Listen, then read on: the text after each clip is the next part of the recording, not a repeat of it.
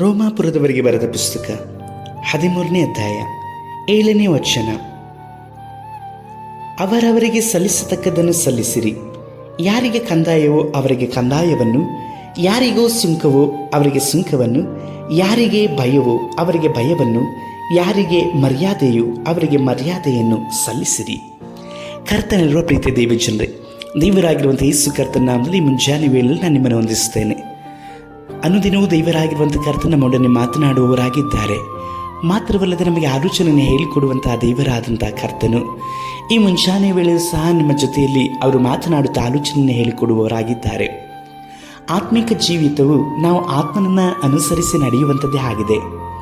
ಪ್ರಿಯರೇ, ನಮಗೆ ದೇವರಾಗಿರುವಂಥ ಯೇಸು ಕರ್ತನ ಸ್ವತಂತ್ರವನ್ನು ಕೊಟ್ಟಿರೋದು ಸಹ ಈ ಲೋಕದ ಅನುಸಾರವಾಗಿ ಜೀವಿಸಲಿಕ್ಕಾಗಿ ಸ್ವತಂತ್ರವನ್ನು ಕೊಡಲಿಲ್ಲ. ಕರ್ತನು ನಮಗೆ ಇಡಲ್ಪಟ್ಟಂಥವರೆಲ್ಲರಿಗೂ ಸಹ ನಾವು ವಿಧೇಯರಾಗಿ ಜೀವಿಸಲಿಕ್ಕಾಗಿ ಆ ಸ್ವಾತಂತ್ರ್ಯವನ್ನು ನಾವು ಯಾವಾಗಲೂ ಸಹ ಬಳಸಬೇಕಾಗಿದೆ.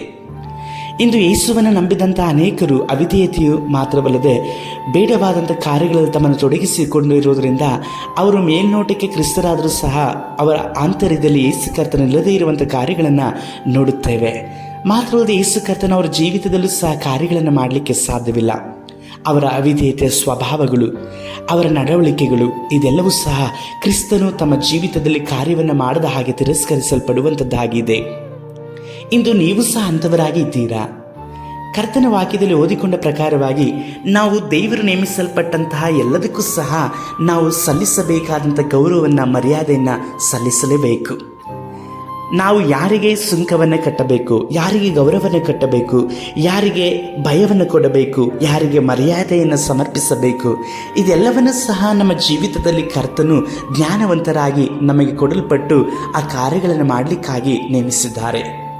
ಈ ವಿಷಯದಲ್ಲಿ ತಂದೆ, ತಾಯಿ, ನಿಮ್ಮ ಸಭಾಪಾಲಕರು ಮಾತ್ರವಲ್ಲದೆ ನೀವು ಕೆಲಸ ಮಾಡುವಂಥ ಸ್ಥಳಗಳಲ್ಲಿರುವಂಥ ಯಜಮಾನರು, ಅಧಿಕಾರಿಗಳು ಇವರೆಲ್ಲರಿಗೂ ಸಲ್ಲಿಸಬೇಕಾದಂಥನ್ನು ಸಲ್ಲಿಸುವಂಥದ್ದೇ ಕರ್ತನ ದೃಷ್ಟಿಯಲ್ಲಿ ಉತ್ತಮವಾದದ್ದಾಗಿದೆ.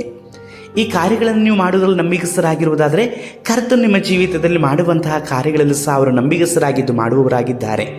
ನಿಮ್ಮ ಆಶೀರ್ವಾದಕ್ಕೆ ಎಷ್ಟೋ ತಡೆಗಳು ಕರ್ತನು ನೇಮಿಸಲ್ಪಟ್ಟಂಥವರೆಗೆ ನೀವು ಕೊಡದೇ ಇರುವಂತಹ ಗೌರವವೇ ಆಗಿದೆ.